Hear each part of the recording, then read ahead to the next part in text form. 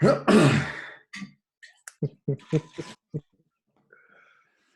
Service Kisak. Welcome back to the podcast. He has a bird. I am your host, Sean Shelton, and I am back with a good friend of mine, Dillon Besser, which means we must be talking about fantasy football. Dillon, welcome back. Thank you for coming, Thanks joining, for I having me guess. again. Of Judge course. Judge has been banished away, so it's Oh, just me this time.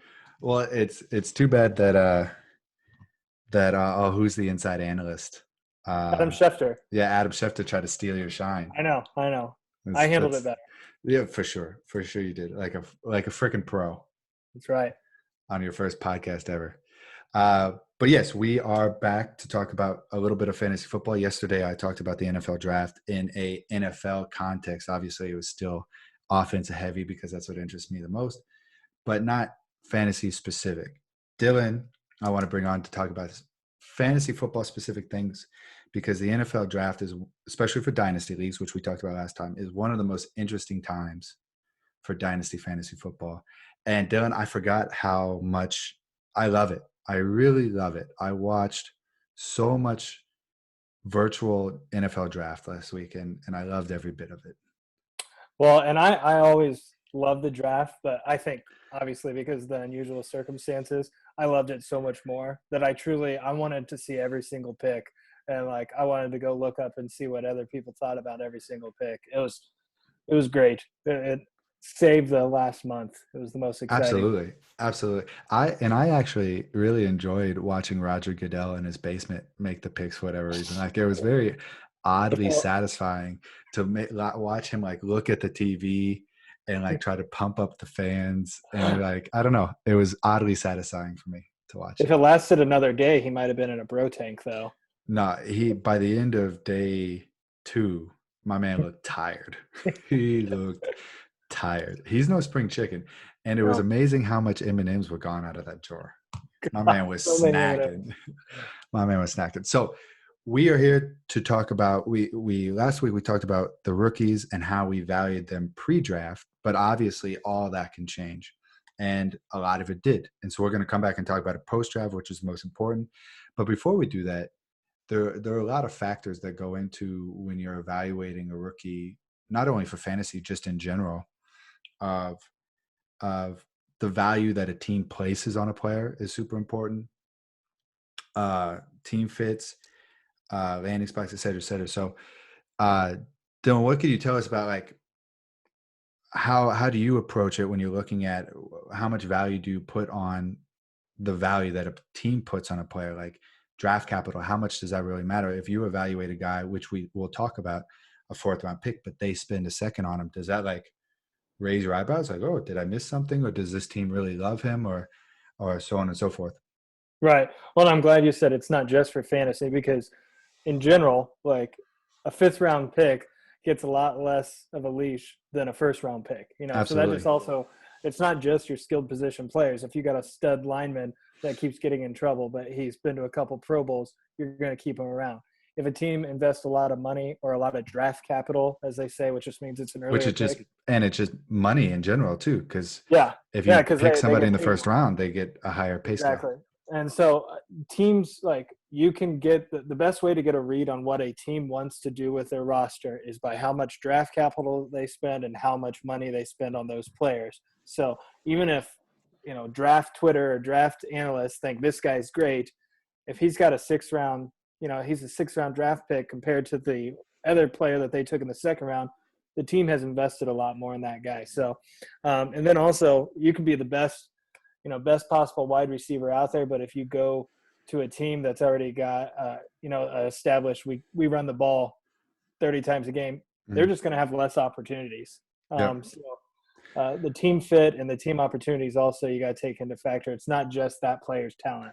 And I'm glad you said scheme fit because opportunity is twofold, right? Like the opportunity to even get on the field because you're in a log jam situation with a roster construction where you come in and there's 4 established receivers in front of you and you just might have trouble getting on the field, or opportunity from, like you were saying, an offensive scheme standpoint where you might have a super talented receiver or a super talented running back in a scheme that doesn't exactly fit, or their offensive priority is not what your player is, that's also affecting their opportunity. And all those things play into part. And it can go both ways, which we'll talk about. There could be where it's like the player's talent fits the opportunity, which fits the scheme, and then their value obviously completely skyrockets. Or it could be Right. the player's talent doesn't meet the opportunity, which doesn't meet the scheme, which also happened, and then their value plummets. So these are kind of the things that we'll be talking about when we're talking about the rookies and how we view what we're talking about. Do you have anything to add before we get started? Let's get going. QBs, rookie QBs. Right. Well, so quarterbacks, I think, had the least amount overall of adjustment because I think the 1, 2, 3 were set in stone unless the Dolphins did something crazy and took Herbert. So I think it's still Burrow, Tua, Herbert as your top three. But then I liked I moved up Jacob Eason because he got drafted by the Colts, and I like his situation because he gets to sit behind Phillip Rivers for 1, maybe 2 years. But the Colts are going to need a quarterback. Rivers isn't going to be around that long, so I moved him up to 4. But do you think he automatically jumps Brissett? You think they're out on Brissett? No, I don't think automatically, but for this year, I don't think he jumps Brissett. Right. But this is the last year I think Brissett's going to be on the Colts. And if somebody becomes desperate and needs Brissett on their team, I think they'd be willing to trade Brissett. If you have a starting pedigree at quarterback, you're always going to have a job and you're always going to be valuable. But I think the Colts see it as long as Eason isn't just terrible, they would like for him to be their quarterback in 2 years. Yeah. And so which is also a situation. Exactly. A perfect situation. And I would like to have the quarterback for Frank Reich's offense. Right. Because he's a good offensive mind. And then, those are the only 4 quarterbacks now that I really like. And the quarterback, and I'll talk about it more later, but Jalen Hurts is now out of my top 5. And Jordan Love hangs in there just because, hey, if you're going to spend a first-round pick on him, I guess. And he is talented. It's just, I guess. Yeah. Those are my top 5. Okay, and so who is outside now that the post-draft process is over? Because I completely agree with you. I would probably still take Love over Eason purely because of talent. And if I'm going to have to wait 2 years, I might as well wait 3 years for Love, maybe. But at least Love has elite talents, arm talents, where Eason has a strong arm, but maybe that ceiling's higher for Love. So I would still have him 4 or 5, but it's really close. But now who's out of your top 5 in the post-draft process that is still intriguing to you and you might deem as a sleeper? This is a deep sleeper because I feel like at quarterback, after the guys that look like they have a shot at starting, it drops off fast. Yeah, it drops off real fast. So I'm going deep here. And same round that they took Gardner Minshew last year, the Jaguars took Jake Luton out of Oregon State in the 6th round this year. That situation is, I love Gardner, but it's not guaranteed that he's going to be the long-term answer. And they don't really have anyone behind him besides Joshua Dobbs. So Jake Luton has a chance to be a backup quarterback right away on a team that isn't 100% locked in with Gardner Minshew. No, I think that's a great pick because not many 6th round draft picks have the opportunity that he might have, even to be a backup, right? Like we just talked about Eason, who was, correct me if I'm wrong, a 4th round pick? 4th round pick. And he's walking in as number 3 with a bona fide backup. So to walk in as a 6th round pick like Minshew did last year for Foles, you're one play away from being thrusted into opportunity, which is rare for a 6th round pick. So I think that's a really, really good sleeper. And who would you deem as some winners and losers from the quarterback positions based on post draft? Yeah. So this is looking at more of the already established players, not just the rookies. Exactly. Some of the big quarterback winners are mostly the teams that added a bunch of talent, and we'll talk about some of the weapons they've added more. So I'm just more talking about players that moved up in my rankings with Dak Prescott and Drew Lock, because they just got a lot more weapons. And even though I just brought up Jake Luton, I also think Gardner Minshew is a little bit of a winner because they didn't take a quarterback. They didn't invest in a quarterback, exactly. So he's a little safer because it's not like every 6th round quarterback comes in is going to compete. So I count as another winner. the easiest loser of them all, is Aaron Rodgers, because his team was just like, oh, you want wide receivers? Sorry, we're not going to take a single wide receiver in the best wide receiver class. Here's Devin Funchess and a 250-pound running back, you Un- asshole. Unreal. Like, I could not believe it. I was pissed about it for Yeah. him, and I don't even like Aaron Rodgers that much. No, he's kind of smug, but Yeah, give but the I man was. somebody to throw to. And then I do have one rookie loser because I'm disappointed Jalen Hurts going to the Eagles. Hmm. I really like Jalen Hurts, and I thought he could be perfect in the right situation. What would be in the right situation? Uh, Jacksonville? uh, Jacksonville, Yeah. Pittsburgh, Pittsburgh, a yeah, yeah. team that kind of has a quarterback for right now, Mhm. but he is going to have a better shot at competing for a job in 2 to 3 years, unless the Eagles plan on moving on from Wentz. Basically, Hurts' value is a Taysom Hill role, and then when Carson Wentz gets hurt again. It would have been Um, awesome if Hurts went to New Orleans and they put Taysom Hill and Hurts on the field at the same time in like a that'd be dual too much. Wildcat. That'd be too much. Too much. But I, Uh, I wanted I wanted Hurts to end up in a spot where he could have a shot at competing for a starting job. Like, yeah, the Colts would have also been a place I would have loved. Or, I mean, if the Patriots would have actually drafted a quarterback, um, you know, absolutely, yeah. No, but I think you're right. I think Hurts and Rodgers are great losers, and I would actually add one winner. Um, I think Derek Carr was somewhat a winner. yeah, Uh, because they also didn't invest in high draft capital at a quarterback, which they could have at 19 with Love. But instead, their first four picks was three receivers. So obviously, they think they have the quarterback that they need in the room, whether it's Mariota or Carr, don't know. But at least he should have significantly better weapons than he had last year and even the year before, because it's been a while since Cooper left. Um, He also hasn't been throwing. It's been one of the weakest receiving cores in the league, so at least that was addressed. no, And I really like that one too. I I like that. like and I like Ruggs a lot, and I really like, which we'll talk about later. I really like Brian Edwards. That's a good one. I Yep. like him. So okay, so moving to running backs, where was some movement in the running back rankings? Well, I think everybody that paid attention probably knows who's the new number one running back, because, and it's not a homer.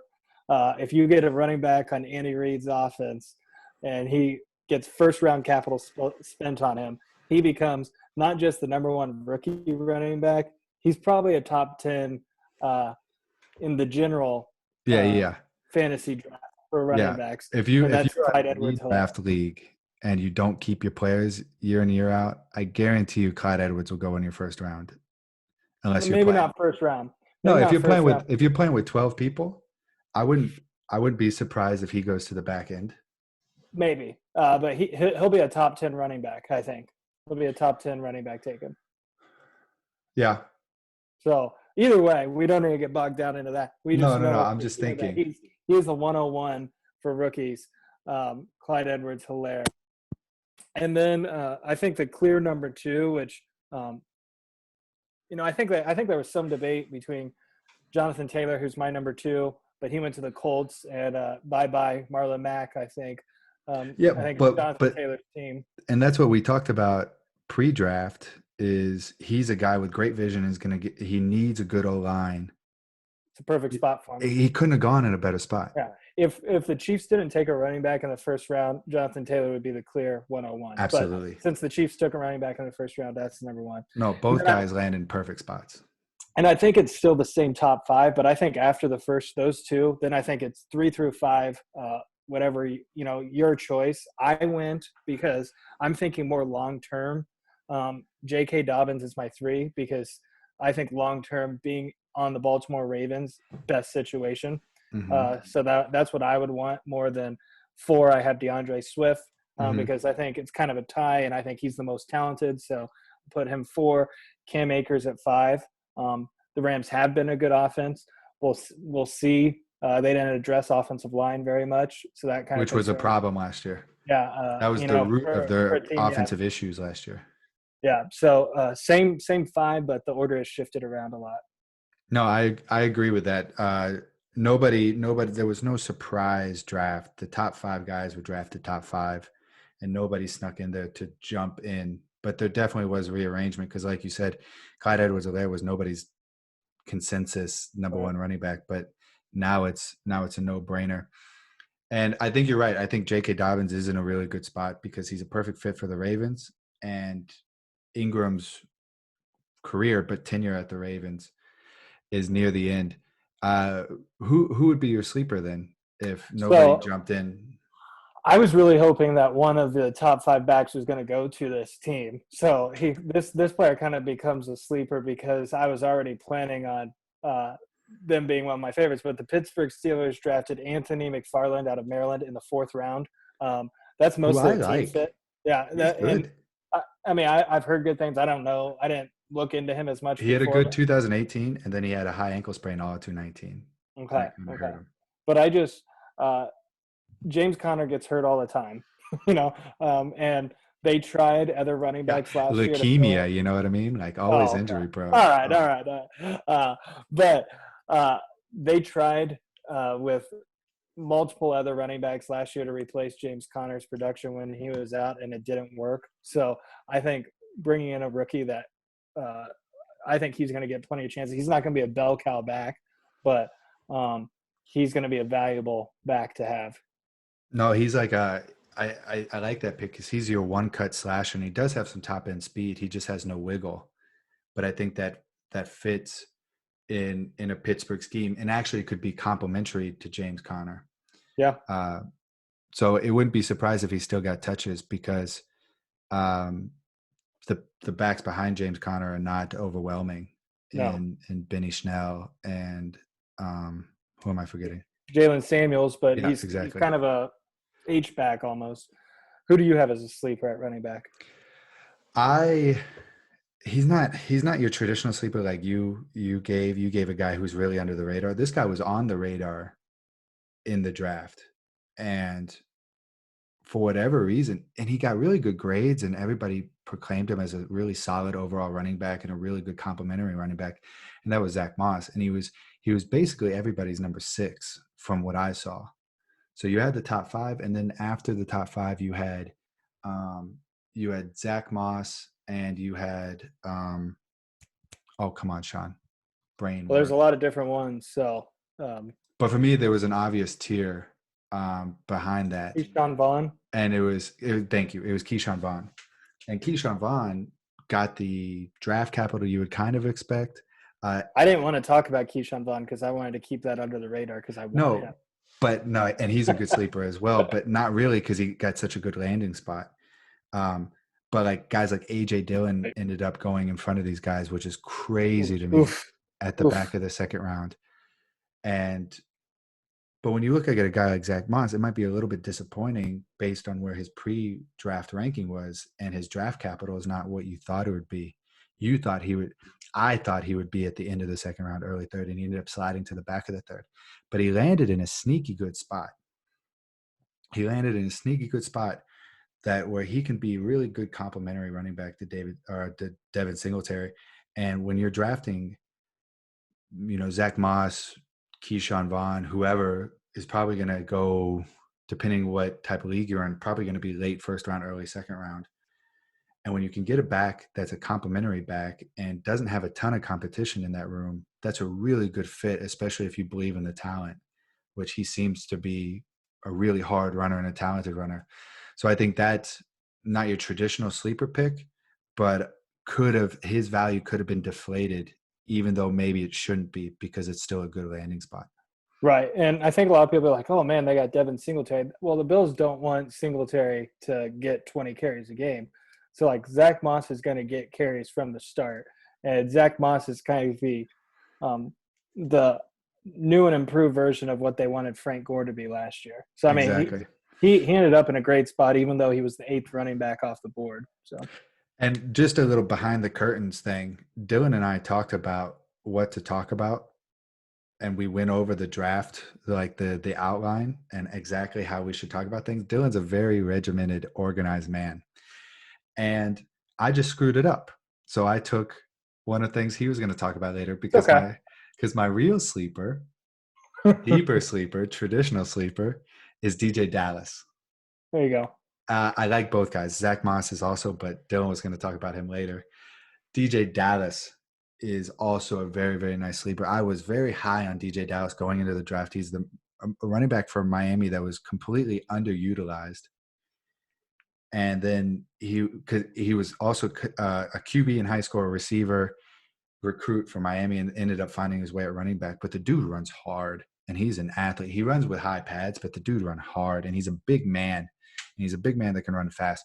And you would think he would go to a team that would kind of utilize him as this pass catching running back. He was touted for his pass blocking ability, and he ended up going to the Seahawks, where it was like, that's not a great scheme fit.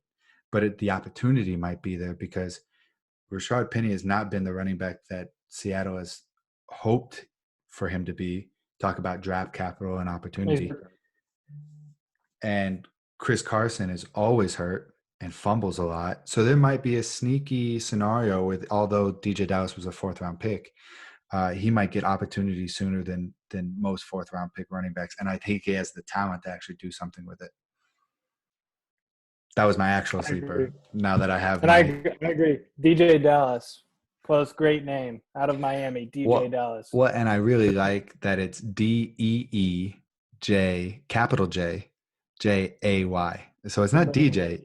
Literally it's like a spelled DJ. It out. Spelled it out. Yeah. So who are your winners for the running back position? I have 2 running backs that had very underwhelming 2019 seasons. And then their team didn't draft a single running back. And that's David Montgomery out of Chicago. Bears didn't use a single pick on a running back. And then David Johnson, who just got traded to the Houston Texans. They barely had any picks because Bill O'Brien trades them all away. But still, David Johnson now really his only competition is going to have to be Duke Johnson. I don't know what they're doing with Carlos Hyde, but I could have seen both of those places as a place to add a running back later in the rounds to at least add more competition. Neither one of them did, so they seem more safe. Running backs that were losers. Damian Williams, I mean, we knew the Chiefs at some point were going to take a running back, but if it was going to be a later round running back, I think that keeps Damian Williams as more valuable. Using a 1st-round pick on a running back, Damian Williams is going to be clear second fiddle to him. And then Darrell Henderson, it hurts me because I have him, but I was hoping that the Rams would address some of their other needs and then wait a little longer on a running back, give Darrell Henderson a chance to run with it. But I think using a 2nd-round pick on Cam Akers, I can't imagine Darrell Henderson getting the first shot at the starting job now. No, you're probably right. And I think Malcolm Brown has played well with the opportunities he's been given. So yeah, he's a good backup. Malcolm Brown's a good backup. He's not a starter, though. No, he's not, but he's going to carve into whoever's production, in my opinion. I like those. My winners were, one was Leonard Fournette for kind of a different reason than what you might think. The fact that he actually wasn't traded, I think, is a huge win for him, because prior to the draft, they were shopping him. They were actively shopping him. And it's hard to imagine him landing in a better spot than Jacksonville, like where he has literally no competition. He was fantasy relevant purely because he was force-fed the ball.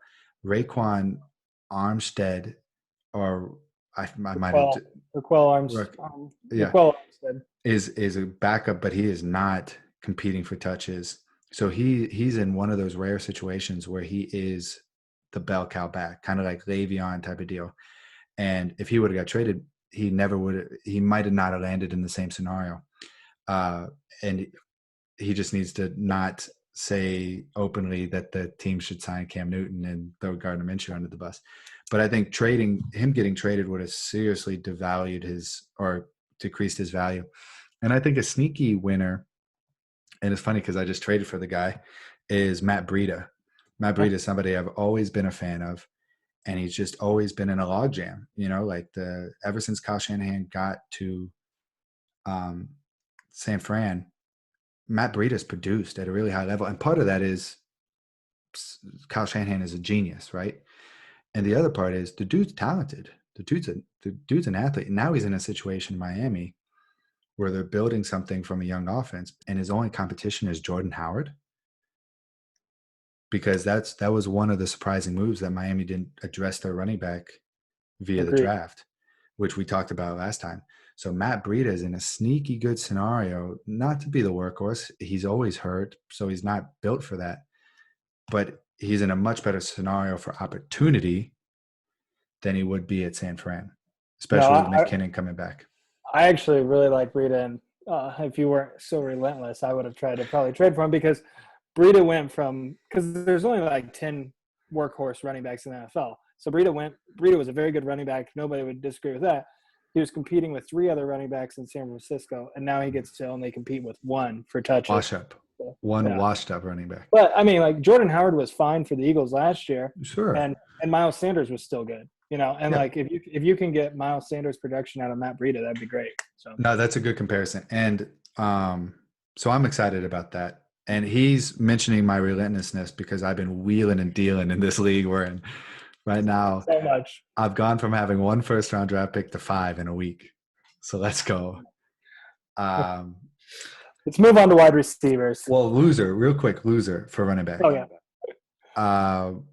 Who was it? Oh, Kerryon Johnson. Yeah. Big time loser.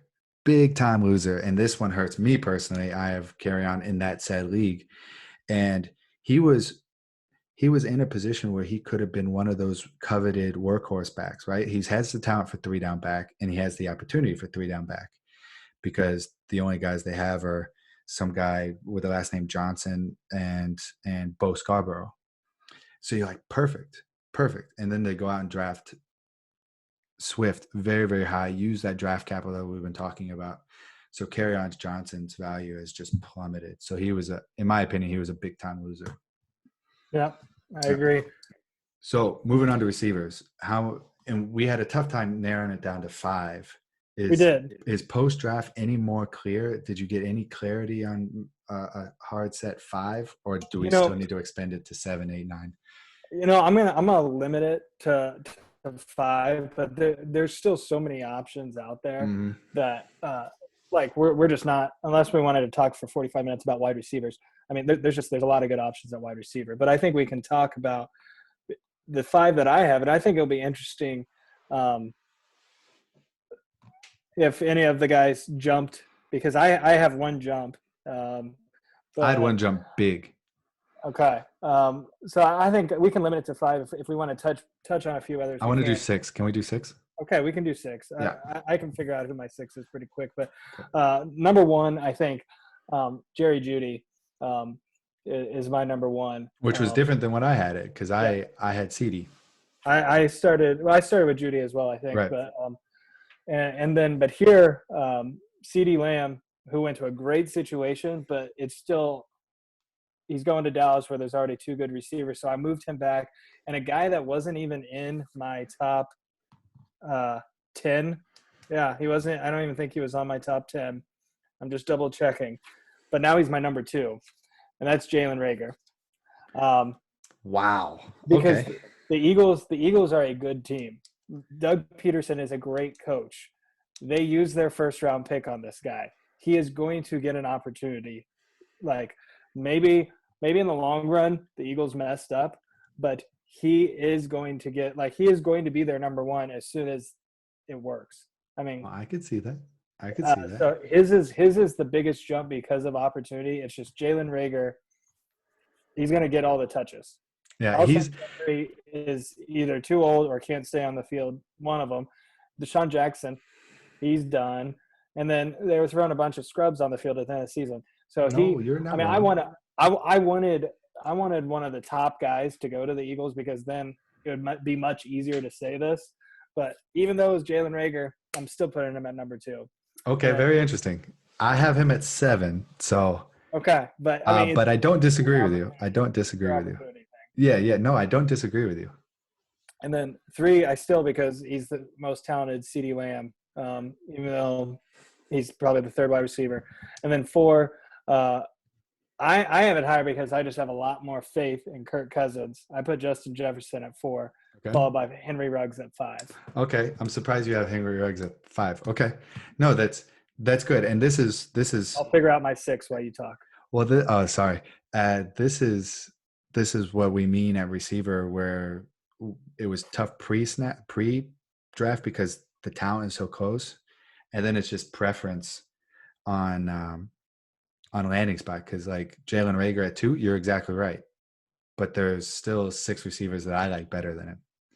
So I would be thrilled to have Jalen Sure. Rager, but um, I still have Ruggs at 3, and I still have CD at 2 purely because of talent, because I think he's generational talent. It's just now he's the receiver number 3, but you just draft talent, in my opinion, and hopefully it works itself out. And I have Justin Jefferson as number 4 because I like that opportunity. And then I have T. Higgins Hmm. at That was gonna be my 5. 6. That was gonna be my 6. And so my 6 is actually Brandon Ayuk, who Okay. he skyrocketed up I think he was 12 prior or something, and now he's 6 because he is Emmanuel Sanders. He's a young Emmanuel Sanders. Their skill set is so similar. They're smooth runners. They're more of precision route runners than they are deep threats.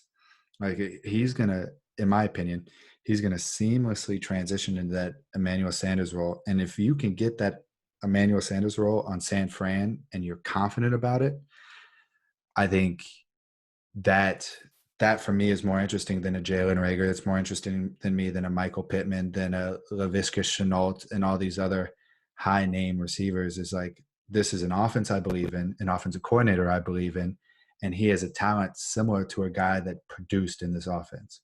He's not going to be wide receiver 1, but he's going to be that consistent like wide receiver 16, 12 to 18 type of guy, and that's hugely important, especially at receiver 6, because you're talking about getting him in a super flex league mid-second round, Yeah. 2-4, Well, 2-3.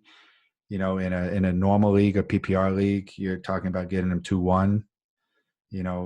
So I think the value and the confidence that I have in that offense and his ability makes him 6. Because Jalen Rager, I think he's super talented, but I have more confidence in San Fran's offense given the same opportunity than I do in Philadelphia's. Carson Wentz still threw for over 4,000 yards, right? Sure he did, but their top 2 receiving So options are tight ends. by necessity. By I necessity. don't know. They're pretty good tight ends. Okay. Well, But my then San Fran's top receiving option is also a tight end. So right. And then my sleeper is Tyler Johnson, wide receiver out of Minnesota. He went to Tampa Bay. I think he will immediately be their number 3 option for Tom Brady. So maybe it's only for a year or two, but he's in a pretty darn good spot. And when you look at their depth chart after Mike Evans and Chris Godwin, there isn't much competition at wide receiver. So Tyler Johnson. Oh, that's a really good pick. That's a really good pick. Mine is Brian Edwards, purely because I just like Brian Edwards. Like, he's just a big ass fucking receiver and he bullies people. And I think he's if you look at the 3 receivers that the Raiders drafted, they still have Tyrell Williams, who's good. He's a solid professional veteran receiver. But if you're going to look at these 3 receivers as the veterans or as the future of the Raiders receivers, you have the speedster, you have the slot and Bowden, and then you have this big physical possession red zone threat. And to get him where you're going to get him in drafts, I think he's super, super valuable, because if he can turn into that traditional split end receiver and catch 800 to 1,000 yards per season, nothing crazy, and catch 8 to 10 touchdowns, where you're going to get him in the draft, I think is great value. I like it. I Yeah. like it. And if you just turn on his film, he's fun to watch because he's huge. He's a massive dude, and he plays like it too. And they're throwing him jet sweeps and stuff, and it looks like a tight end running around the corner. So a big physical receiver with good hands. I like it. Did you have any winners or losers from receivers off the Yeah. top? So I got 2 wide receivers, and then I got 2 wide receiver groups. But Alan Lazard with the Packers is a winner by default because Yeah. since they refused to draft any wide receivers, he's still going to have a chance. But we've already talked about that. Yeah. And another team that didn't really invest in improving their wide receivers, but they got questions at quarterback. But Anthony Miller with the Bears, I thought they might be a team to take a wide receiver high. And then 2 wide receiver groups that there were some fringe players that are like, well, after the draft, they're probably not going to be very valuable. But the Miami Dolphins didn't spend high on any wide receivers, No, and that's a then good point. the New England Patriots didn't draft a single wide receiver. So um, there's a lot of fringe guys that aren't very good that came away winners because they're not being replaced with draft capital. No, very true. Very true. And Miami spent their money straying to receiver because like Albert Wilson is paid decent amount of money. They just paid Parker, I'm pretty sure. So They they did, have money tied in that group, even though it hasn't been the most productive over the years. yeah. Losers. I'm still going to put Michael Gallup as a minor loser. Oh, I Um, think Michael Gallup is a minor loser for sure. yeah. Just getting that much of a talent is going to take away some targets. But real losers are three guys that I think have lost almost all of their value. I may end up being wrong because these rookies, they still got to win the job. But Josh Reynolds with the Rams, he kind of fell into now the third wide receiver role. I don't think he's going to hold on to that. John Ross, because T. Higgins is there. Mhm. If AJ Green stays healthy, John Ross is now their fourth wide receiver, and then Zach Pascal with the Colts or Mhm. Pascal, I don't know. Michael Mhm. Pittman, they used some pretty high draft capital for Michael Pittman, and so I think he probably gets hurt the most by that. Yeah. Yeah, I think there's with all these receivers being drafted high or like first or second round, you're always gonna have a veteran that's gonna take a back seat. You know, before we started recording, we talked about Bashard Perriman, who had a great end of the season because Mike Evans got hurt. So you think he's gonna get an opportunity? Probably not. They just drafted a more athletic Bashard Perriman. So it's like all these guys that were drafted high are gonna push somebody out. Right. And no, I think all those are really good. Moving on to tight ends real briefly because it's kind of not the most interesting topic and not the most interesting class. Did you have any movement on it? Did we rank tight ends? We did, didn't we? We kind of did. I didn't really have good rankings, so I will be Yeah. brief on it. I think Cole Kmet is the clear top tight end just because he got the most draft capital with the Mm, Chicago Bears. And then I'll just kind of run through the rest of them. Patriots drafted two tight ends, Asiasi out of UCLA and King out of Tech. If one of them ends up working out, they'd be valuable. And then Adam Troutman, I'll let you talk about him more. That he went to the mhm, Saints, and then the Packers drafted tight end / H back DeGuero, I believe is mhm, how it's pronounced. But mhm. yeah, I don't have much analysis to offer on tight end. No, it's a pretty uninspiring class. The only one that really interests me and gets me excited is Troutman, and that's why he's my number one tight end because he played at a small school. He played at Dayton, and he dominated. But the dude, I think, was a three-sport athlete in high school. Don't quote me on that.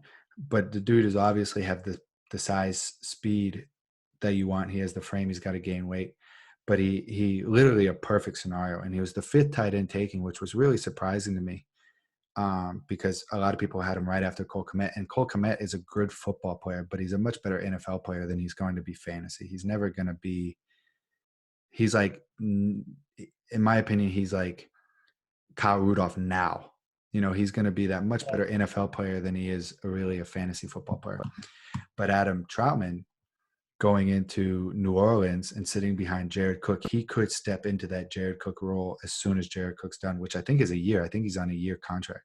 Mm-hmm. So he could fill that role. And if you're talking about a tight end that you can draft in the third round who potentially is a starter for a potent offense, even without Drew Brees, it's going to be a good offense because Sean Payton is Sean Payton. Um, I think that's really, really good value. And he has the upside that nobody else has in this class because the rest are very, very uninspiring. The second one would maybe be a Dalton Keene because he's an interesting, versatile player, and we'll see what Bill Belichick has in store for him because he traded up for both of those tight ends. Right. But the Unusual. right, but the UCLA guy is much more of a blocker than the Virginia Tech guy. So I think Adam Troutman is a really intriguing and the only one that I'm actually excited about at all. Sure. And did you have a sleeper? Yeah, I put down Thaddeus Moss. He went undrafted, but signed with the Redskins. Opportunity. Yeah, signed with the Redskins. They don't really have a good tight end at all. and we know he can catch a lot of passes because he played for LSU. So I mean, he has the background of being a receiving tight end, but in general, and that's why the winners and losers for tight end I don't really have either, because tight ends take so long. I think it's one of the toughest positions to move into the NFL on, and so it's hard to even say any of the current tight ends are winners or losers because most of their jobs aren't probably immediately threatened by them. No, I think the only obvious loser is Jimmy Graham, Yeah. and he was signed by the Bears, and I imagine he's still going to be. It's not a huge setback for Jimmy Graham, but investing a second round pick, I believe, in Cole Kmet, and a guy who's as well rounded and as NFL ready as any of these other tight ends, I imagine he's going to play early and maybe cut into some targets Mm-hmm. of Jimmy Graham. But no, I Yeah. think you're right. The winners and losers are really hard to assess. And the only one that I had was for a sleeper was Hunter Bryant. He was undrafted and he went to the Lions, and that's not a particularly good landing spot, not like yours was from opportunity. But he's an interesting player because he's basically a receiver. So if you can get a guy who's basically a receiver that comes in special packages, and maybe he catches 3-4 balls a game, but at tight end, if you can get a guy who consistently catches 3-4 balls a game, he has a spot on your fantasy team. And for an undrafted Absolutely. guy, he has that potential because he's basically a move tight end. And if they use him and they want to build that into their offense, he could be productive. Okay, good. So moving on, we talked about the position ranking, sleeper and winner, loser to this point, but we also had sleepers going into the draft, and it's I think it would be interesting to see where guys move based on all the factors that we've talked about before, because these are guys that we all liked on talent, and they basically went every which direction that you could possibly think of. So Dylan, could you kind of break down your pre-draft starter or pre-draft sleepers, what happened to them in the draft and how that affected their value? Well, I want to first start by tooting my own horn about my favorite guy. That was the sleeper with Chase Claypool, who I had talked about on our last Not a episode. sleeper anymore. No, he got second round pick by the Pittsburgh Steelers. Chase Claypool, who he was a wide receiver in college with Notre Dame, but a big guy, and that's why I liked him before, because it's like, man, he could eventually be a tight end that's just like a Darren Waller. And I actually heard one draft analyst compare it to Darren Waller, because Darren Waller was a wide receiver in college. But Chase Claypool was a pre-draft sleeper. Now he's got the high draft capital, so that worked out great.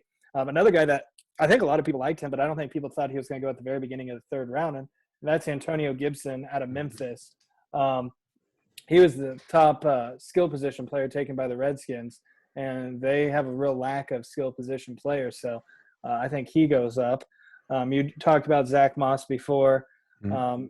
I think the other ones I had mentioned before was Gandy Golden and KJ Hamler. I think those are kind of neutral. They were both middle round wide receiver draft picks, so I don't think a lot of movement with either one of them. I think Gandy Golden is interesting because of opportunity, the kind of for the same reasons of Antonio Gibson. Like I actually probably am one of the biggest Kelvin Harmon fans out of people you probably know. I just think he was really good in college, and I don't know why he slipped to the 6th round. But he ended up starting at the end of the year. But that's a scenario where draft capital matters. A Right. 6th round pick doesn't have the leash that. So Gandy Golden, that receiver room is one of the weaker ones in the league, and Gandy Golden has a really, really high amount of potential. So he could get more opportunity than a normal 4th round pick, and it'll be interesting to see how the Broncos use KJ Hamler, because Right. if you're going to draft a guy in the 2nd round, I assume it's because he's going to be a focal point in your offense. Right. Yeah, it'll be interesting to see. Mm. But And then I also had Antonio Gibson, and I think that's not only a great landing spot for him, but it's so interesting that he, like you said, was drafted early 3rd round. I never would have guessed that. I mean, he's a great athlete, but he's kind of positionless. So the mhm. right situation had to draft him. So it would be interesting to see what the new staff has in store for him and what they're going to do with their personnel that they already have, because he could very easily be, your every down slot receiver, and he very easily could be Tariq Cohen or somewhere in Yeah. between. Yeah, I think he's probably probably been comped to like a bigger version of Tariq Cohen more Yeah. than anything else. So Yeah, I think so. And then I had Michael Pittman, who was a sleeper, now no more. not anymore. Second pick of the second round. So this is an example where the talent pre-draft is there, but because the way they get drafted, they skyrocket.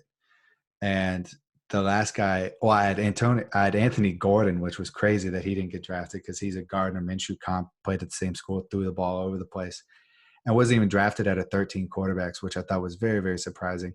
It was. And ends up at Seattle, which is a normal landing spot, doesn't matter. But the fact that he wasn't drafted was very surprising to me. And then the last one I had was Chase Parkinson, which was very surprising. He was the super tall, athletic tight end from Stanford, and maybe would have been a 7th-round pick. Probably, I assumed undrafted. Like I never would have guessed Hunter Bryant would be undrafted and Chase Parkinson would be drafted in the 4th round, which for tight ends is not that late. No. And he's behind some tight ends like Greg Olsen, but they're veteran tight They're ends, and in Seattle. All the tight ends are either old or always hurt. yeah. So you've got a shot. So it's interesting where now he might be on the radar for a team to throw a 4th-round flyer on him in like rookie drafts, where before he would have been like your quarterback, where it's like, hey, keep an eye on him, but you shouldn't draft him, Right. So we did a pretty good job at our sleepers pre-draft because a lot of them went higher than what they should have gone, what we thought they were going to do. But who are some sleepers now post-draft that maybe now still might be under the oh no, we already did it. I'm screwing it up. It's been a long Guys, episode. it has been a long episode, and I should have organized my notes better. And it's late here, and I'm sweating. If you've noticed, like, look at this. So Sean, who is your most This surprising draft pick? so this Dylan, I'm so glad you asked. This will be edited, obviously. Not for YouTube, though. For you guys, you get the raw cut. The most surprising pick that I have, and this isn't necessarily fantasy relevant, although a little bit because of the context, is actually Jordan Love was surprising to me. I was watching the draft on replay at least, but I was watching the draft, and at 23, you had the New England Patriots coming up, and you're like sitting there like, okay, they're the only team that would be for him once Herbert and Tua and Burrow was gone. It's like, okay, that's the only quarterback needy team, unless he went from like a Jaguars or a Redskins where he would compete, but that lost their quarterback and still had a hold there. And you're like, okay, that might be a super interesting fit because I'm gonna at least a quarterback invested with a 1st-round pick with Bill Belichick is interesting, right? Instead, they trade out of that pick, and then he goes 3 picks later to probably the worst landing spot you could possibly think of. Not the worst, maybe, but a bad landing spot is the Packers, because nobody in the rookie drafts are going to invest a high draft pick in a guy that they're not going to see for 3 years. Right. And so that automatically depreciates his value. And it was surprising to me that first of all, the Packers would even go in that direction, but it was also surprising that the Patriots had a talented quarterback fall. He didn't really fall. He was supposed to go in the late 1st, maybe early 2nd, but passing on them and then Patriots passing on him and then being drafted by the Packers was surprising to me. It was. My surprising draft pick is more of a positive one, and it was the Cowboys taking CeeDee Lamb. Because they didn't need a wide receiver, but now that offense has become clear top 5 offense in the NFL, maybe the best offense in the NFC. From a talent standpoint, it's crazy. It's just talent everywhere, but it was very surprising. But hey, CeeDee Lamb fell into their lap, and they took advantage of it. So I think I already mentioned him as a big winner before, but if Dak Prescott is not a top 5 quarterback in fantasy football this year, he must have gotten He's going to get that 40 mil. Yeah. So that was my most surprising in kind of a good way, but still did you have a disappointing pick, like one that really upset you? Well, I brought it up before, but it bummed me out that Jalen Hurts went to the Eagles because I was really hoping for a situation where he could compete, maybe not this year, but at least have a shot this year, and then maybe in a year or two be the starting quarterback for a team, and I just don't see that in Philly. So no, that's disappointing. You're probably right, and I alluded to mine earlier. It's Swift going to the Lions and kind of just completely murdering Kerryon Johnson's value, in which I have several teams of or several shares of. So I will add as a bonus one is A.J. Dillon going to the Packers because Aaron Jones is a very good running back, and there's no point for them drafting a running back that high to take away carries from Aaron Jones. and they don't even need a complimentary back. And if they did need a complimentary back, A.J. Dillon is not a complimentary back. Yeah. It makes sense. I saw like A.J. Dillon going to like Tennessee in the 4th round just because it's like, Mm-hmm. oh, he has Derrick Derrick Henry Henry comps. safety net. Yeah, Yeah. exactly. And then the running back that the Titans could be a surprise too. They drafted some track guy from Appalachian State in the Darrington 3rd Evans. round. Yeah, Darrington Evans I in the think they 3rd see him round. more as a Dion Lewis replacement, is what I think they see him as, which isn't that valuable for fantasy, but I think they see No, him as a Dion Lewis replacement. yeah, but in the 3rd round was very surprising. So, anyways, we've probably gone over the lot of time that we wanted to. Anyways, Might Dylan, be a I could talk. two-parter. Yeah, probably be a 2-parter. There'll be some editing because I don't know how to organize the outline. But Dylan, it was a pleasure as always. We could probably talk about fantasy football or the NFL for hours and hours Absolutely. and hours. What you guys probably don't realize is we talk about 40, 45 minutes before we even started recording about some trades that I'm wheeling and Uh, dealing uh, in our draft. And no, it's always a pleasure, Dylan. And I thank you for your expertise. Thanks for having me. Of course, buddy. Take care.